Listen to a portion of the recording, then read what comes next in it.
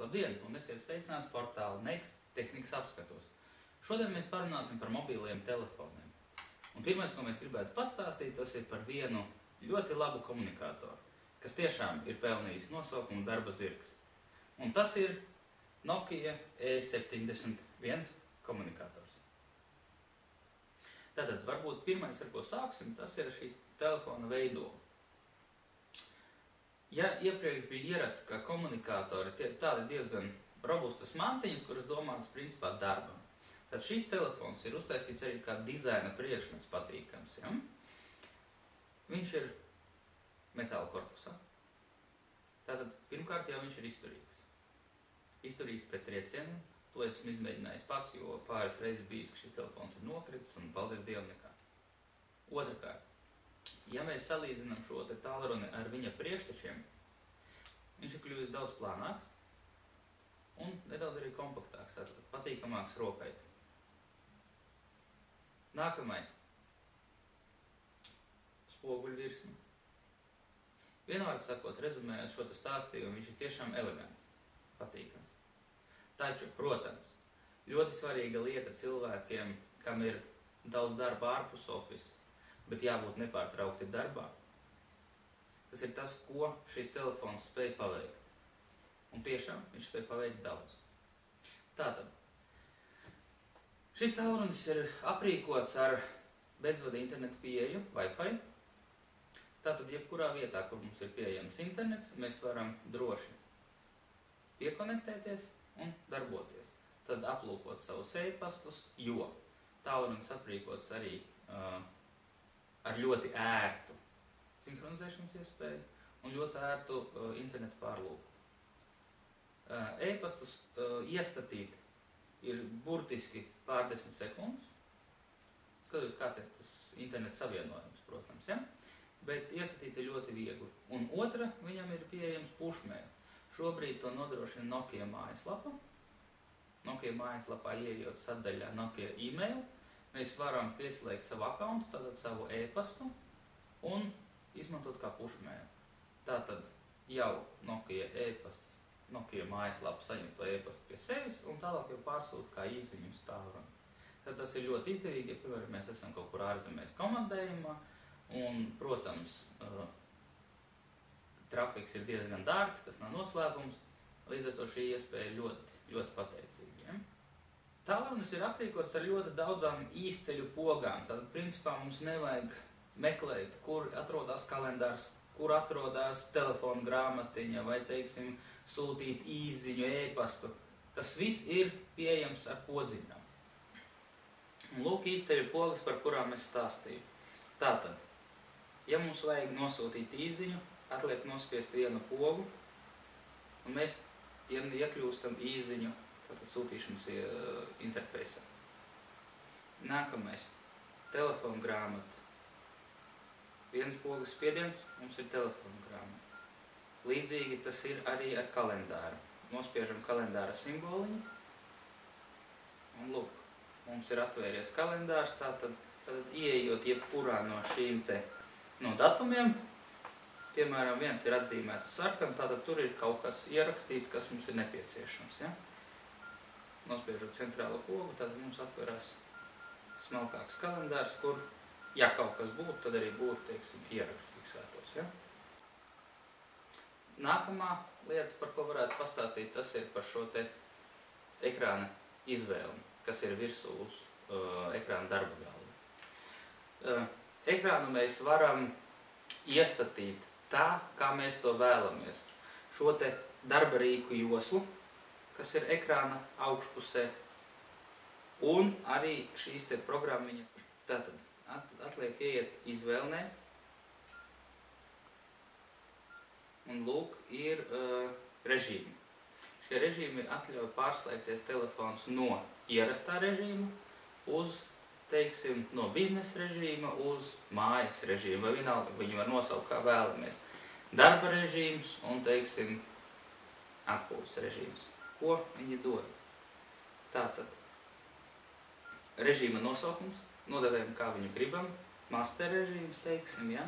Un sākuma ekrāna programmas, aktivizētās programmas, un lūk, tātad mēs varam izvēlēties, kādas programmas mēs gribētu, lai viņas visu laiku tiktu parādītas. Pieņemsim, atnāk e-pasts, lūk, ir informēšana par e-pastu. Ja mums ir vairākas e-pasta adreses, lūk, informēšana par pirmo e-pastu, par otro e-pastu.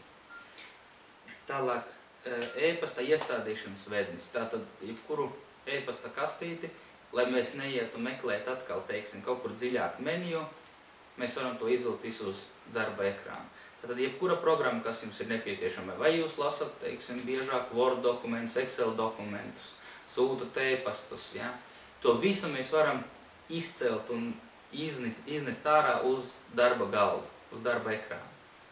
Tas atvieglo un krietni vien pātrina šo te darba procesu ar tālruni. Un lūk, tātad darba galds, ko es esmu izvēlējies priekš sevis, teiksim, kas man ir nepieciešams, tātad sūtīt īziņas, modinātājs, teiksim, esot komandējumā, lai man nevajadzētu vakarā atnācis naktī mājās, lai meklēt atkal, kur atrodas viņa modinātājs. Tālāk ir VLAN vednis, jeb tātad ar vienu pogas spiedienu meklēt tīklus. Tātad šobrīd nav apkārt, viņam nav neviens tīkls.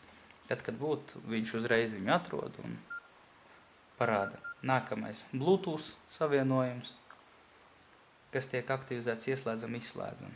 Tātad atkal viss viegli, ātri.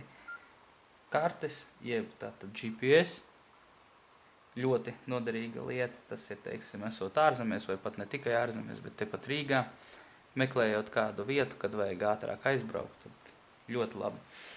Un kas pats interesantākais, teiksim, pērkot šo telefonu, komplektā, ja tā var izteikties, nāca gada abonements kartēm, bezmaksas kartes. Un wireless presenter, tātad savienojot datoru caur Bluetooth, mēs varam vadīt prezentācijas, tātad pāršķirt nākamu, atgriezties atpakaļ, palielināt, samazināt ekrānu.